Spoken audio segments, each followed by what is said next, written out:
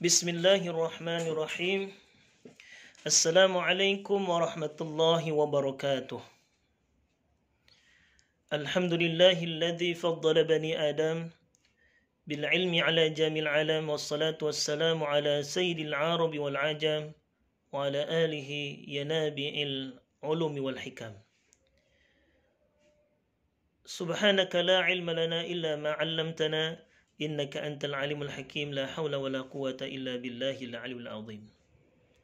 Hadirin kaum muslimin wal muslimat dimanapun Anda berada, insyaallah pada pagi hari ini kita akan mengkaji kitab Lubabul Hadis yang dikarang oleh Al-Imam Asy-Syaikh Jalaluddin bin Kamaluddin As-Suyuti. Pada kesempatan di pagi hari ini kita akan membahas tentang bagaimana keutamaan sholat berjamaah. Sebelum kita melanjutkan kepada pembahasan, perlu kita ketahui dulu bahwa sholat menurut bahasa adalah ad-du'a. Sedangkan menurut istilah adalah amalan yang diawali dengan takbiratul ihram dan diakhiri dengan salam. Allah Subhanahu wa ta'ala telah mewajibkan kita sebagai hambanya untuk senantiasa menunaikan sholat 5 waktu. Kenapa? Karena salah satu bukti kita kecintaan kepada Allah Subhanahu wa ta'ala, maka kita diwajibkan untuk menunaikan ibadah sholat 5 waktu dengan penuh kesungguhan. Pada kesempatan di pagi hari ini, mari kita sama-sama kaji kitab Lubabul Hadis, kumpulan hadis-hadis yang berkaitan tentang keutamaan-keutamaan ibadah yang dikumpulkan oleh Imam As-Suyuti, Jalaluddin As-Suyuti. Pada kesempatan di pagi hari ini kita akan bahas tentang di bab yang ke-9 tentang fadilah keutamaan sholat berjamaah. Bismillahirrahmanirrahim. Al-babut tasi'. Al-babut tasi', adapun bab yang ke-9. Fi fadilatil jamaah, dalam menerangkan keutamaan salat berjamaah. Wa an Abi Hurairah radhiyallahu anhu qala, dari Abi Hurairah radhiyallahu, semoga Allah meridhai, anhu, kepadanya, qala, berkata Abu Hurairah, awsani habibi Rasulullah sallallahu alaihi wasallam, telah mewasiatkan kepadaku kekasihku Rasulullah sallallahu alaihi wasallam. Faqala li, berkata Rasulullah li kepadaku, ya Aba Hurairah, wahai Abu Hurairah, salli ma'al jama'ati, salatlah engkau dengan berjamaah.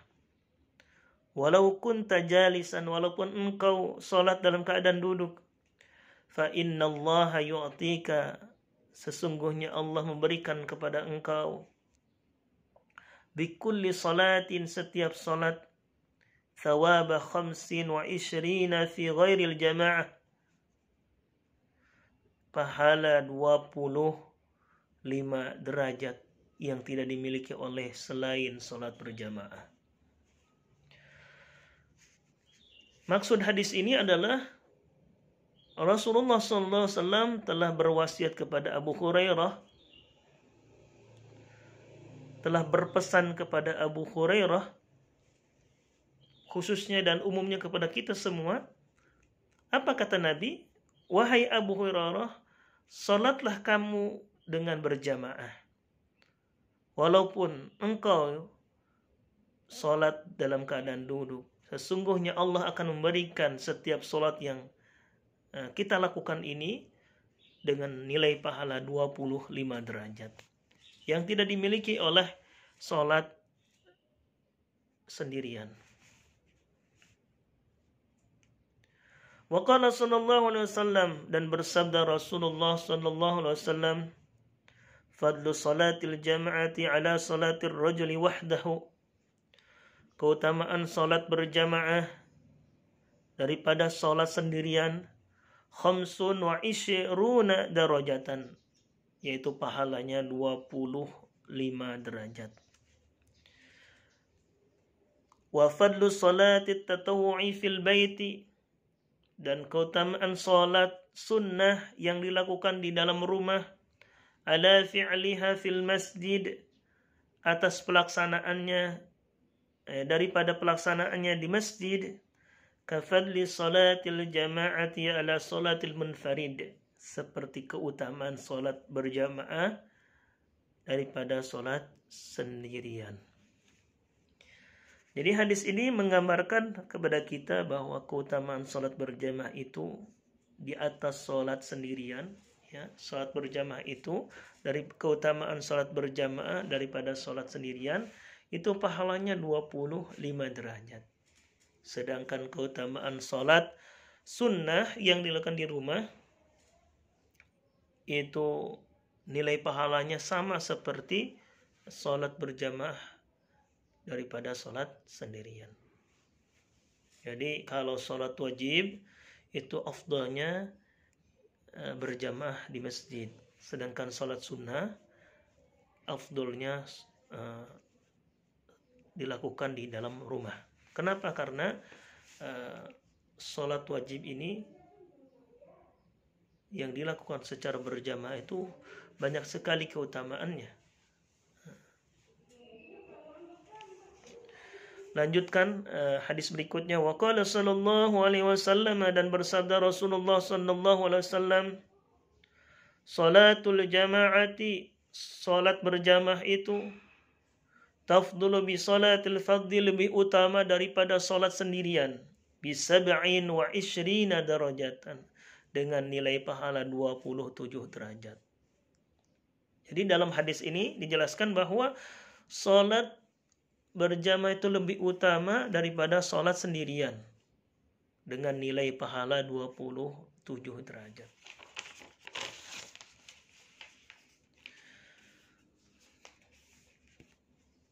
Jadi bagi sahabat yang pahalanya ingin bertambah,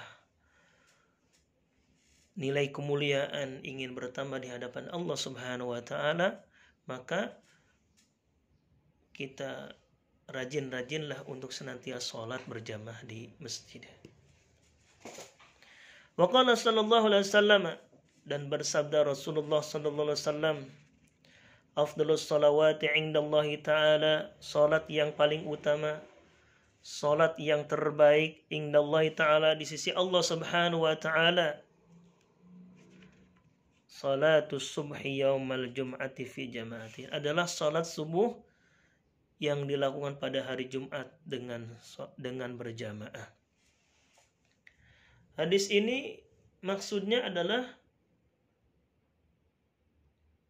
salat yang utama, salat yang paling utama, yang terbaik di sisi Allah, yang terbaik menurut Allah Subhanahu wa taala selain zuhur, asar, maghrib, isya adalah salat subuh yang dilakukan pada hari Jumat dengan berjamaah. Kenapa afdal salat subuh? Karena salat subuh ini sangat berat dilakukan oleh kaum muslimin. Banyak nilai pahalanya di dalamnya. Dilakukan di hari Jumat karena hari Jumat ini merupakan Sayyidul Ayyam, rajanya hari, di mana pintu-pintu langit, pintu-pintu doa diijabah oleh Allah Subhanahu wa taala pada hari Jumat. Wa qala sallallahu alaihi wasallam, dan bersabda Rasulullah sallallahu alaihi wasallam, man shalla salatas subhi fil jama'ati, barang siapa yang salat subuh dengan berjamaah, thumma jalasa yadhkurullaha ta'ala, kemudian dia duduk berzikir kepada Allah Subhanahu wa taala, hatta tatlu asy-syamsa, sampai tergelincirnya matahari, maksudnya waktu syuruk, kana lahu sitru minan nar wa bari'a, bagi dia mendapatkan penghalang dari panasnya api neraka dan dibebaskan dari siksa api neraka. Ini luar biasa. Orang yang sholat subuh berjamaah di masjid, kemudian dia tidak langsung pulang, akan tetapi orang tersebut duduk berzikir kepada Allah Subhanahu wa taala, membaca Al-Qur'an, dia mengikuti kajian ilmu sampai menjelang syuruk, maka Allah Subhanahu wa taala memberikan penghalang bagi dia dari siksa api neraka dan dibebaskan dari panasnya api neraka. Luar biasa. Wa qala sallallahu alaihi wasallam, dan bersabda Rasulullah sallam, salatul rajuli fi jama'atin, seseorang yang salat dengan berjamaah, tazidu ala salatihi wahdahu, menambah atas salatnya seseorang itu 25 darajatan, dengan nilai pahala 20 derajat, 25 derajat. Jadi orang yang sholat berjamaah itu pahalanya bertambah terus ketika dia menunaikan sholatnya itu, dengan nilai pahala 25 derajat. Fa idza shallaha bi ardin falatin fa atamma wudu'aha, apabila dia menyempurnakan wudu'nya, wa ruku'aha, menyempurnakan ruku'nya, wa sujudaha, menyempurnakan sujudnya, balagat salatu 50 darajat, maka telah sempurna salatnya dengan nilai pahala 25 derajat. Jadi orang yang salat 5 waktu dengan berjamaah, dia menyempurnakan wudunya, dia menyempurnakan rukuknya, dia menyempurnakan sujudnya, maka Allah sempurnakan nilai pahalanya sampai 25 derajat. Masya Allah. Wa qala sallallahu alaihi wasallam, dan bersabda Rasulullah sallallahu alaihi wasallam, man adrakal jama'ata 40 yawman, barang siapa yang mendapati salat berjamaah selama 40 tahun, kataballahu lahu, Allah menulis bagi dia bara'atan minan nar, dibebaskan dari siksa api neraka, wa bara'atan minan nifaq, dan dibebaskan dari sifat orang-orang munafik. Jadi maksud hadis ini adalah barang siapa yang menunaikan salat berjamaah di masjid 5 waktu selama 40 hari 40 malam, dia tunaikan sholatnya secara berjamaah di masjid, maka Allah akan menulis bagi dia dibebaskan dari api neraka dan dibebaskan dari sifat orang-orang munafik. Luar biasa. Dalam sebuah hadis yang lain dijelaskan bahwa ada 3 ciri orang-orang munafik. Ayatul munafiqi salasun, ada 3 ciri orang-orang munafik, kata Nabi. Idza haddatsa kadzaba, apabila dia berkata selalu berdusta, selalu berbohong. Wa idza wa'ada akhlafa, apabila dia berjanji selalu mengingkari. Wa idza tu'mina khana, apabila dia dipercaya, diberikan amanah, dia selalu khianat. Bahkan dalam Al-Quran di akhir juz 5 dijelaskan ada ciri-ciri orang munafik yang kita harus jauhi. Allah Subhanahu wa taala berfirman, a'udzubillahi minasyaitonirrajim, innal munafiqina yukhadi'una Allah wa huwa khadi'uhum. Sesungguhnya orang-orang munafik ini senantiasa membuat tipu daya kepada Allah, dan Allah memberikan tipu daya kepada mereka. Jadi ciri orang pertama, orang munafik ini adalah selalu membuat tipu daya kepada Allah Subhanahu wa taala. Yang kedua, dalam ayat itu dijelaskan wa idza qamu ila sholati qamu kusala. Apabila mereka salat, mereka selalu bermalas-malasan, selalu menunda-nunda waktu salat, bahkan selalu meninggalkan salat. Ini ciri-ciri orang munafik. Dan yang ketiga, dalam ayat itu dijelaskan ciri orang munafik adalah yura'unan nasa. Kalau dia beribadah, kalau dia salat, kalau dia puasa, kalau dia membaca Al-Quran, kalau dia bersedekah, berinfak, berwakaf dan sebagainya. Yura'unan nasa. Mereka mengharapkan pujian daripada manusia, mengharapkan penghargaan, pengen dilihat oleh manusia. Maka orang-orang ini terkategorikan orang-orang munafik. Dan yang terakhir dalam Al-Quran, dalam ayat itu, ciri orang munafik adalah wala yazkurunallaha illa qalila. Mereka berzikir melainkan hanya sedikit. Artinya sedikit sekali orang-orang munafik itu untuk berzikir kepada Allah Subhanahu wa taala. Nah, maka dengan cara kita sholat berjamaah 5 waktu selama 40 hari 40 malam, Allah akan menulis bagi kita dibebaskan api neraka dan ditulis bagi kita dibebaskan dari sifat orang-orang munafik.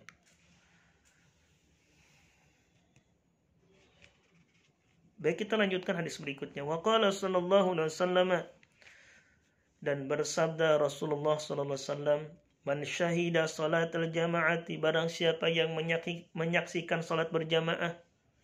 Maksudnya adalah barang siapa yang hadir ikut menunaikan salat berjamaah.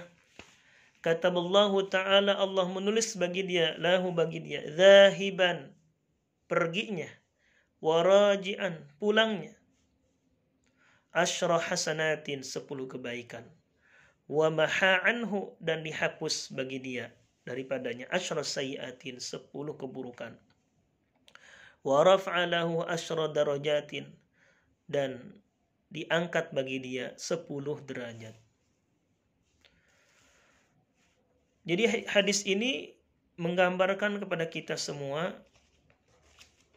bahwa barang siapa yang senantiasa hadir di masjid untuk menunaikan sholat 5 waktu dengan berjamaah, maka Allah akan menulis bagi dia berangkatnya maupun kembalinya, perginya maupun pulangnya, 10 kebaikan, dihapus 10 keburukan, dan diangkat 10 derajat. Ini luar biasa.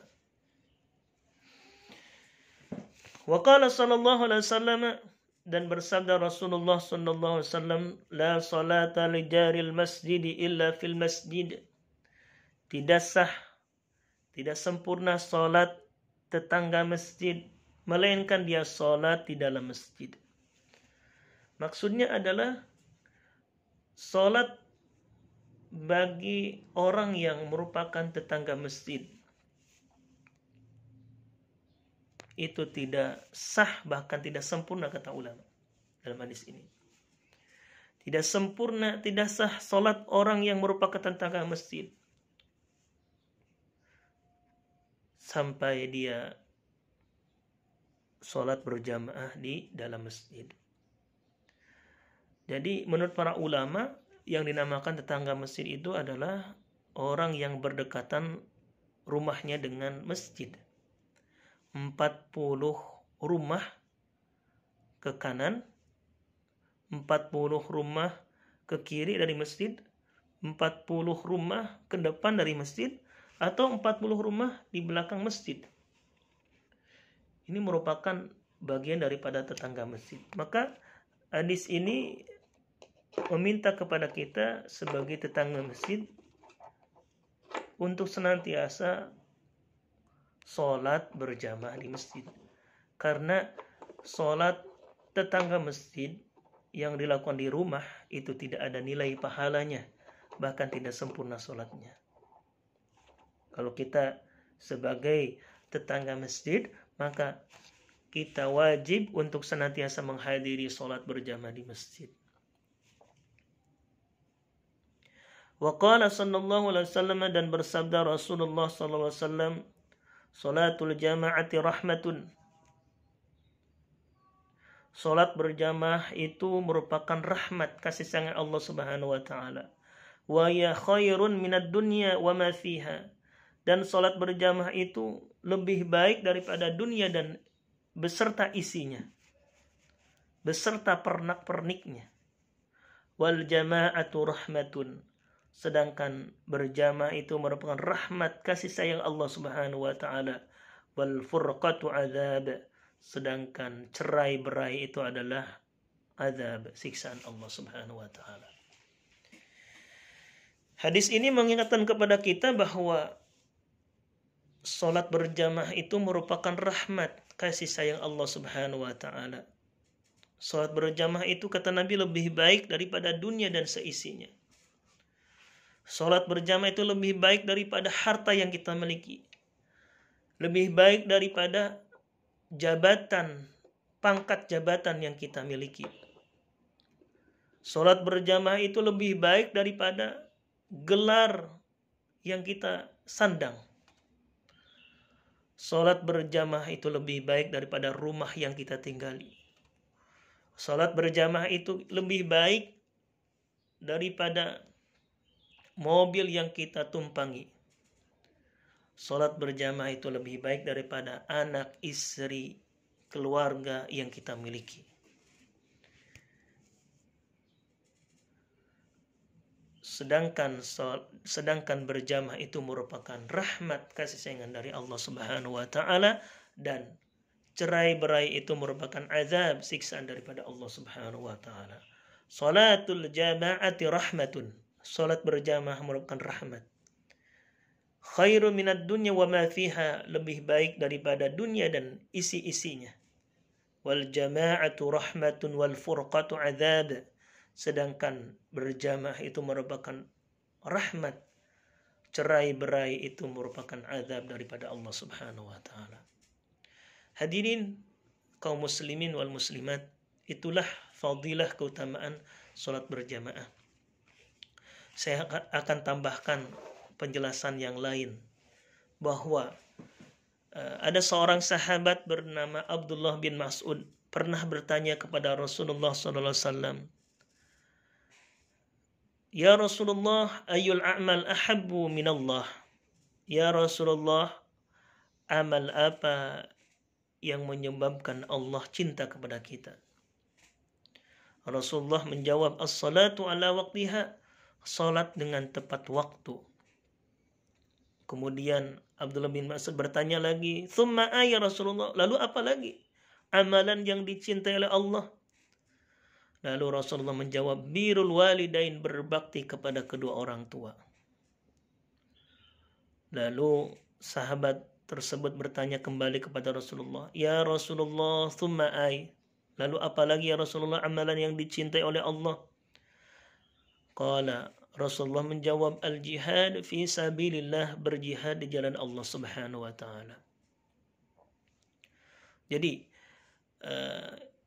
dari hadis ini, dari pertanyaan yang dilontarkan ke Abdullah bin Mas'ud, sahabat Rasulullah, yang ditanyakan kepada Rasulullah tentang amalan yang menyebabkan dicintai oleh Allah Subhanahu wa taala adalah yang pertama, salat dengan tepat waktu, yang kedua berbakti kepada kedua orang tua, dan yang ketiga berjihad di jalan Allah Subhanahu wa taala. Seorang sahabat bernama Utsman bin Affan, sahabat Rasulullah sekaligus menantu Rasulullah SAW, pernah berkata, barang siapa yang mendawamkan sholat 5 waktu dengan tepat waktu dan dilakukan secara berjamaah di masjid, maka Allah Subhanahu wa taala akan memberikan kemuliaan kepada dia dengan 9 kemuliaan. Yang pertama, kata Utsman bin Affan, orang tersebut akan dicintai oleh Allah Subhanahu wa taala. Hidupnya akan dicintai oleh Allah Subhanahu wa taala. Jika dia senantiasa mendawamkan sholat berjamaah dengan tepat waktu, menunaikan sholat 5 waktu dengan tepat waktu dan berjamaah di masjid, dia pribadinya akan dicintai oleh Allah. Jika keluarganya senantiasa berjamaah, maka keluarganya akan dicintai oleh Allah Subhanahu wa taala.